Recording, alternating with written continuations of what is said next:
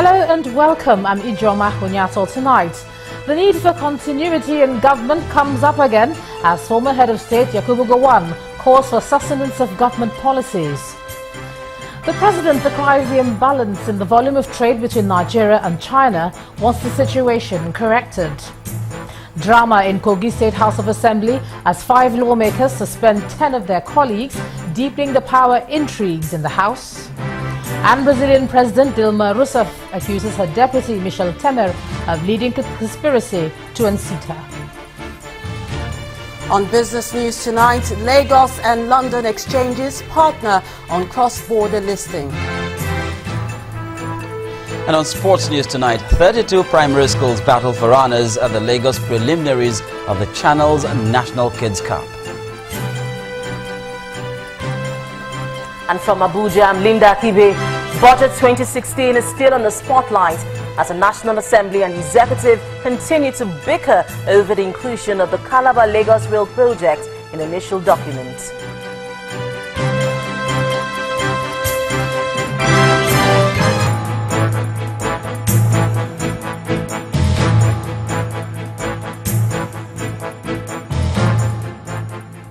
We begin with a bloody clash between Fulani herdsmen and indigents of Dori and Mesuma communities. 15 people have been killed, and the Inspector General of Police, Solomon Arase, today dispersed a detachment of police officers to central Taraba, where cattle rustlers allegedly killed 15. Speaking to journalists at the police command headquarters in Jalingo, the Commissioner of Police, Shabba Alkali, said the herdsmen launched coordinated attacks on the affected communities. He explained they burnt some thatch houses, forcing the villagers to flee to other villages for safety. Mr. Alkali called on residents in the state to report suspicious activities in their communities to security operatives. Now, the Kaduna state government says at least 347 bodies were given mass burial after the violent clash between members of the Islamic movement in Nigeria and the Nigerian army in Zaria last year. The secretary to the state government, Balarabe Lawal, made these comments when he appeared before the Judicial Commission of Inquiry set up by the state government to investigate the cause of the incident. Members of the Judicial Commission of Inquiry investigating the December 2015 clash between the Islamic Movement of Nigeria and the army in Zaria, Kaduna State, are gathered to receive submissions from witnesses. This time, officials of the Kaduna State government are led by the Secretary to the government. While making his submission, the Secretary to the State government reveals that 191 corpses were taken from the Nigerian Army depot in Zaria, and other 156 corpses were moved from the Ahmadu Bello University Teaching Hospital to the Mando Cemetery for mass burial. Had meeting with them. The fact that we've been able to ask them to remove their men and arsenals from their vessel means that there is a relationship, and it means that at least there is some element of obedience. But like I said, the Security Council are aware of all these situations.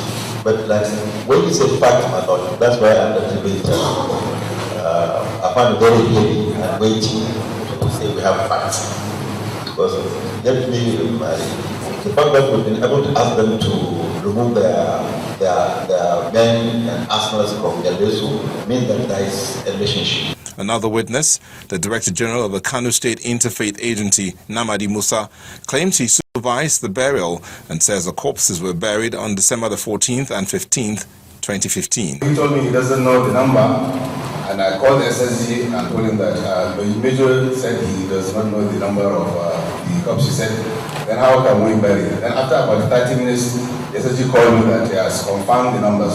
So I should just try to confirm during the burial that he has already found out from one canal the number of the corpses. The SSG goes on to explain what resulted in the alleged demolition of the buildings and structures of the group leader Sheikh El Zakzaki and other members.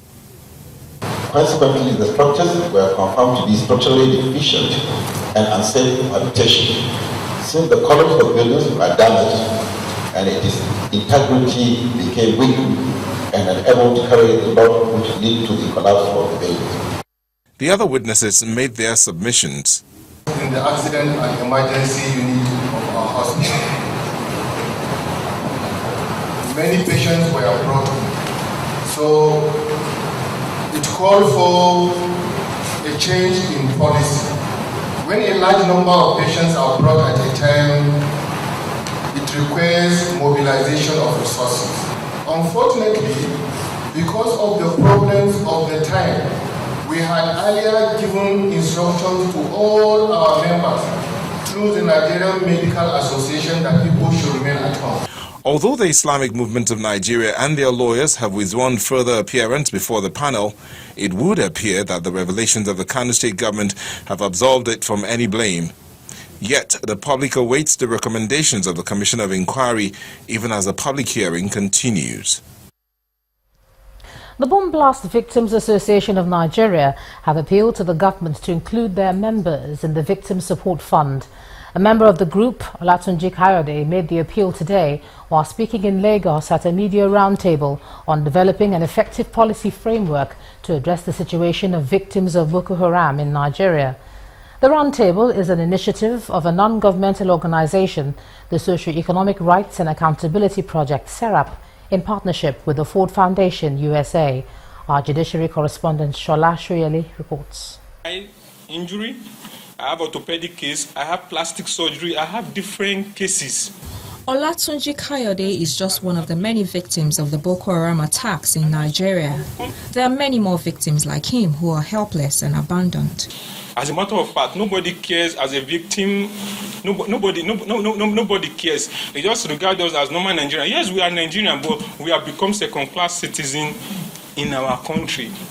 And it's for the purpose of developing an effective policy framework to address the situation of these victims of Boko Haram that the Socio-Economic and Accountability Project, SERAP, organized this media roundtable.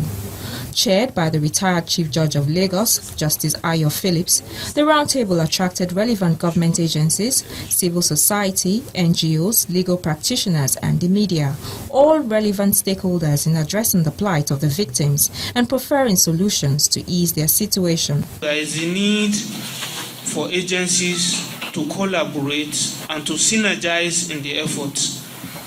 If we do it individually, we'll be thinning out the little resources that is available. We don't have a compensation system. What we have is an assistance system.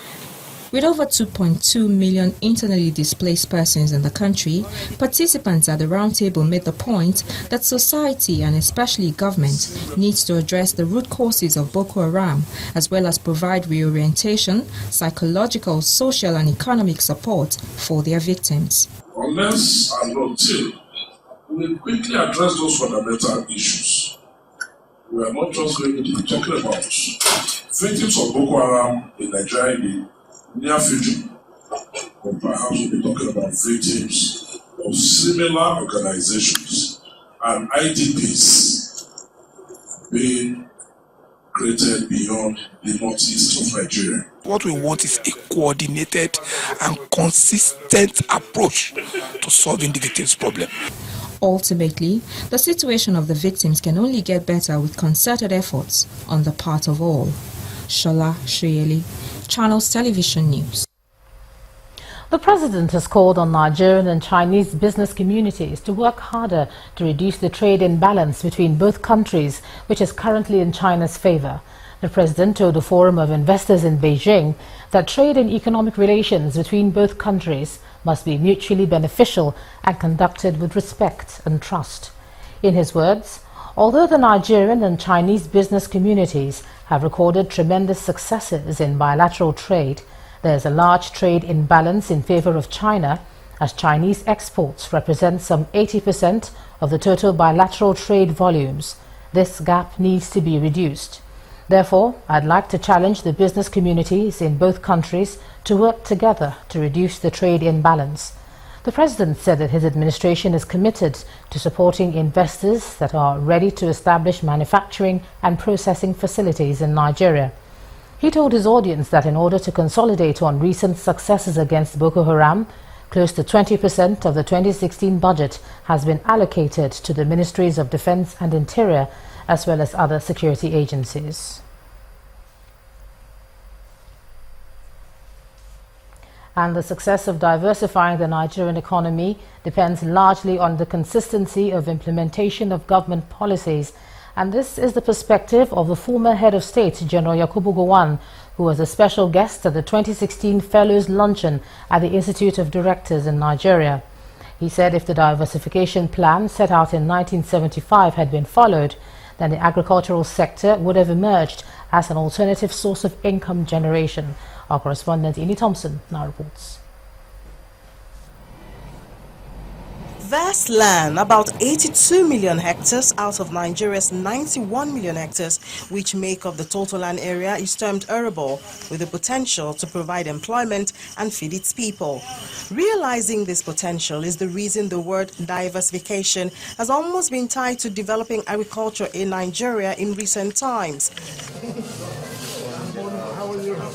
Members and invitees at the 2016 Fellows Luncheon of the Institute of Directors Nigeria also have their minds on diversification as they discuss the theme, creating a truly diverse economy.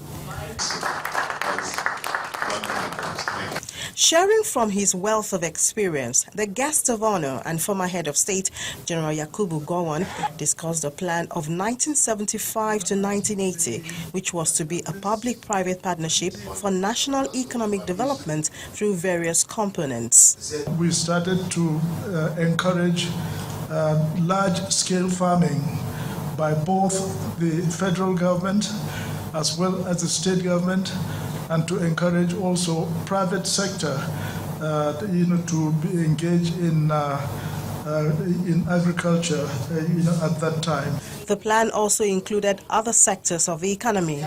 We had a plan to ensure we have iron and steel, petrochemical, and LNG projects during this period of development. It was a program that we thought it would have taken Nigeria beyond what it is today, way back in the